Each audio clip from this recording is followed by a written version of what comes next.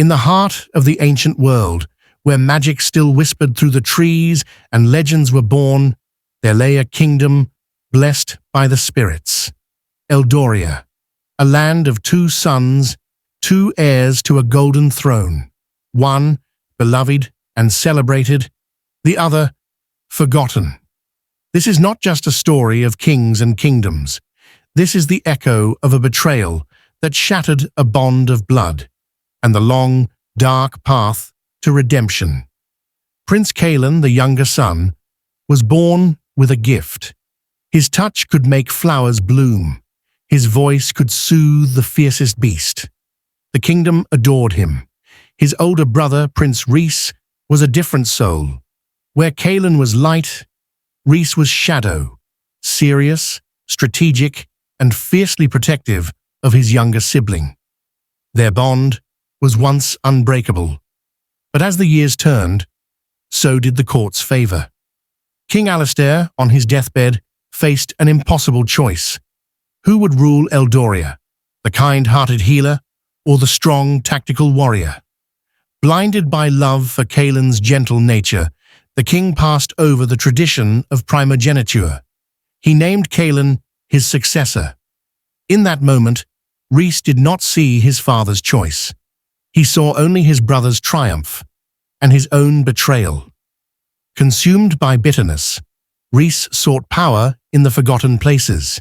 He ventured into the heart of the old woods, to a place of ancient magic. He made a pact with a malevolent spirit, offering his loyalty in exchange for the strength to claim what he believed was his.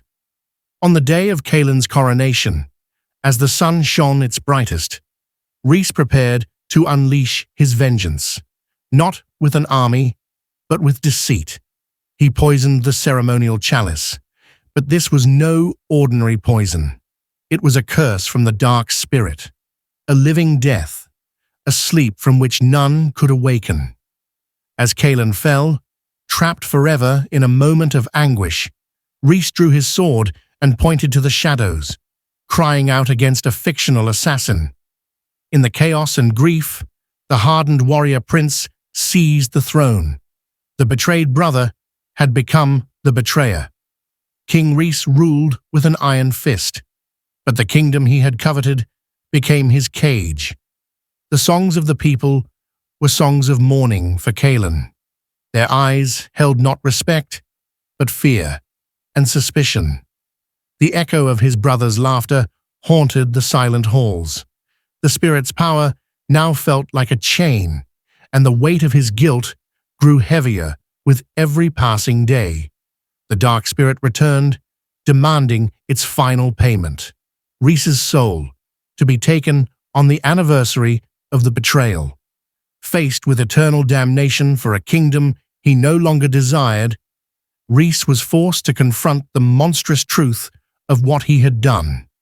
Driven by desperation and a flicker of remembered love, he went to his brother's tomb, and for the first time, he wept, not for his lost throne, but for his lost brother.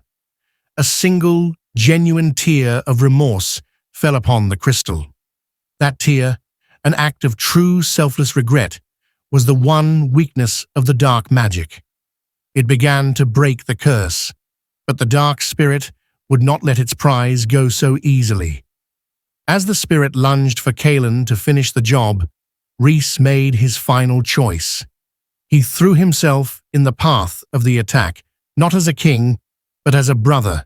He sacrificed his own life force to absorb the darkness, breaking its link to the world. The crystal prison exploded into 1,000 shards of beautiful, harmless light. Kaelin awoke, gasping for air, collapsing to the floor. He looked up to see Rhys, surrounded by a vortex of black smoke, which was being drawn into his body. The darkness faded from Rhys's eyes, replaced by peace. In his final moments, Rhys was not a king or a betrayer. He was simply a brother who had lost his way and found it again at the very end. Kaelin took his rightful place as king, and he ruled with the wisdom that great loss brings. He rebuilt the kingdom, but he never forgot Reese.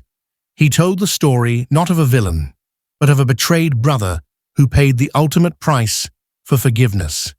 And so, the echo of that betrayal faded from a scream of anger into a whisper of a lesson, a reminder that even the deepest darkness can be pierced by the smallest act of love, and that redemption is never beyond reach, so long as one is brave enough to seek it.